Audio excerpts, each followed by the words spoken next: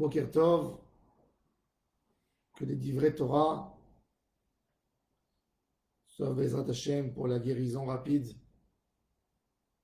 de Raphaël Moshe Nissim Ben Kamil, de Chaviva Géraldine Bat Misha, à la mémoire de Margalit Bat Rivka, et de mon grand-père Rabbi Moshe Bar Zohar. Il est à Devarim, Asher Diber Moshe. Rashi nous dit que c'était des paroles de morale. Et il dit, pour ne pas humilier le peuple d'Israël, Moshe Rabbeinu a fait des signes quand il voulait dire un nom d'un endroit. En fait, il signifiait la faute qu'ils ont fait dans cet endroit. Il a dit, vous vous souvenez quand vous étiez dans tel et tel endroit? Vous vous souvenez quand vous étiez dans tel et tel endroit? Et il mentionne chaque fois de nouveau des fautes que l'Am Israël a fait dans chaque endroit particulier. Il leur dit Paran et Tophel et Lavan. Et Rashi nous cite que Rabbi Yochanan a dit, j'ai cherché dans tout le texte, je connais l'endroit. Et il n'y a pas un endroit dans le désert qui s'appelle Lavan. Alors il dit, c'est quoi Lavan? C'est l'endroit où les Bnei Israël se sont plaints sur la manne qui était blanc, qui était Lavan. De là, on voit la finesse du peuple juif à l'époque de Moshe Rabbeinu. Quelle finesse que de dire un nom qui ne correspond pas à rien, tout le monde comprend que c'est la faute que Moshe Rabbeinu veut dire. Et tout le monde fait teshuva. Et Moshe Rabbeinu, pour ne pas trop les humilier, il va dire ces signes qu'à la fin de sa vie. Ça nous montre l'esprit de cette génération.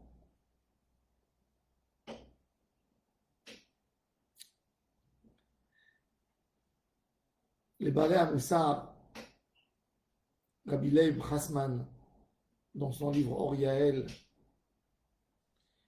il dit quelque chose d'extraordinaire qu'il faut le comprendre.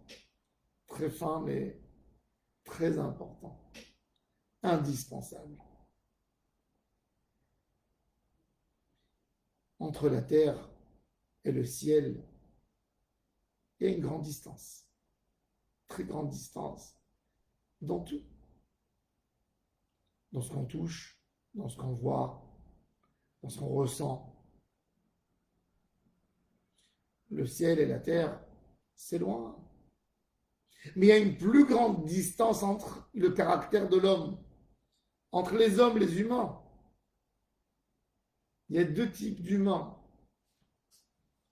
Il y a des humains éveillés qui regardent, qui font un contrôle de leur neshama, de leur situation. Et il y a des hommes qui dorment, qui sont debout, mais qui dorment. Des gens qui sont debout, qui marchent, qui mangent, qui parlent, mais qui sont morts. Ils sont morts il y a longtemps. Que Dieu préserve un homme qui a l'Alzheimer à un niveau très puissant, peut manger, peut parler, mais il ne sait pas que sa femme, c'est sa femme, son fils, c'est son fils. Quand tu lui parles, il agit comme un bébé, il ne comprend même pas, parce qu'il n'a pas la notion de prendre tes mots et de les lier, et de comprendre que ça le concerne. Il est vivant. Il marche, il mange, il boit. Des fois même, il peut parler. Mais il est mort. Il n'est pas mort dans le thème mort, mais il est plus vivant. il n'a pas de neshama. Sa distance à lui, la distance qui est entre lui et un homme actif, un homme éveillé, c'est plus que la terre et le ciel. Toute la force de l'homme, c'est la hitbonenut, c'est de voir, c'est d'observer, c'est de comprendre des choses, de comprendre où il est. Et ça, c'est ce qu'il dit Moshe Rabbeinu. Moshe Rabbeinu, il fait une remarque. Il cite le nom d'un lieu. Et Am Israël comprend la critique, le reproche que Moshe Rabbeinu a à leur dire à travers le nom que Moshe Rabbeinu a mentionné. C'est énorme. C'est pour ça que ce peuple, il s'appelle Dordéa, avec toutes les critiques qu'on a contre eux. C'est Dordéa, c'est une génération avec un esprit extraordinaire. Et c'est justement là qu'elle vient la Haftara, les paroles du prophète Isaïe. Des paroles terribles. Premier chapitre d'Isaïe. Quelques bonnes années avant la destruction du temple, Isaïe, c'est le premier prophète qui vient annoncer, les gars, votre temple sera détruit. Et il dit, j'ai une phrase très dure sur le peuple d'Israël. Écoutez le ciel, oyez les cieux, écoute la terre, car c'est une parole divine de Dieu. J'ai pris des enfants, je les ai élevés, et ils ont tout manqué. Ils m'ont tout manqué. Et là, il nous compare, il nous rend plus grave que les animaux. Il dit, le taureau connaît son maître, l'âne connaît l'endroit où il doit manger, et mon peuple n'a rien voulu comprendre. Israël n'a rien voulu comprendre. Mon peuple n'a pas voulu visualiser les choses, voir, comprendre. On est plus grave qu'un âne. On est plus grave qu'une bête, qu'un taureau. Pourquoi le prophète Isaïe voulait nous rabaisser à ce point, nous dire qu'un âne a une préférence sur nous? Mais il le dit tout de suite après. Loïd Bonan, ami Loïd Bonan, mon peuple ne veut pas voir, ne veut pas comprendre. L'homme, avec sa capacité de Neshama, peut arriver au ciel. Et quand il ne l'utilise pas, il est en bas de la terre plus encore qu'un âne. Un âne a un esprit. Il a plusieurs choses qu'il comprend. Pour essayer de comprendre, tu vois un homme qui dort. Est-ce que quand cet homme dort, il est idiot? Non.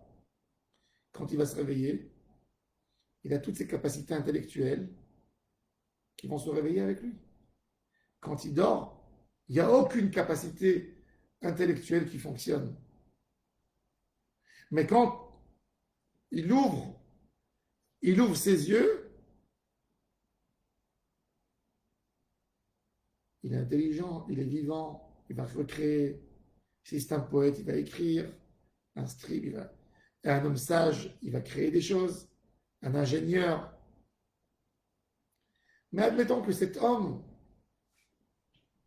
est devenu un légume. Devenu un légume entre la mort et la situation d'aujourd'hui, quand il est légume, il n'y a pas une grande différence. Donc c'est quoi la force si on comprend ces deux choses, ces deux schémas, ces deux cas différents? On comprend qu'en réalité, toute la force de l'homme, c'est quoi? C'est son potentiel. C'est son potentiel d'arriver au ciel avec un effort, un effort, un effort spirituel, un effort d'utiliser sa chokhma, un effort intellectuel. L'âne et le taureau restent toujours la même chose. Il n'y a rien qui bouge chez eux. Il n'y a pas de potentiel. Ce que tu vois devant toi, c'est ça ce qu'il y a. Quand je vois un taureau, il a une capacité de tirer, il a une capacité de labourer un champ. Une vache, elle a une capacité de donner du lait, mais pas plus que ça. Demain, elle ne va pas créer quelque chose d'autre. Elle ne va pas donner du miel demain. Elle ne va pas faire pousser quelque chose. Ça s'est arrêté là. Mais au moins, la vache, le taureau, l'âne, ils font quelque chose avec leur capacité. Leur capacité est utilisée par rapport à ce qu'ils font. L'homme, quand il a un manque de capacité, quand il n'utilise pas son potentiel intellectuel, il est encore plus grave que il ne fait rien avec ce qu'Akadosh Baruch Hu lui a donné. Il ne comprend rien. C'est pour ça que la Mishnah nous dit dans le traité Makot, quand un homme faisait une avéra, il était amené au Bédine pour le punir. On lui donnait des coups avec des ceintures. Il était avec une ceinture qui était faite en peau de veau et deux autres ceintures qui étaient faites en peau d'âne. Pourquoi? Sur le texte d'Isaïe, qui a dit Ada Shorkoneo Vechamor Evus Be'alav, Israël lo yada ami lo itbonan. Ces ceintures qui vont lui donner le coup, ils vont lui dire l'âne, le veau sont plus forts que toi, c'est eux qui vont te gronder. Tu es plus bas qu'eux encore. On a besoin de se réveiller. On a besoin de se réveiller parce qu'on a les yeux fermés souvent. Alors il y a un homme que pour le réveiller, il suffit de venir lui dire réveille-toi s'il te plaît. Tu le fais comme ça, il se réveille. Il y a un homme qu'il faut le secouer pour se réveiller. Et il y a un homme que même ça,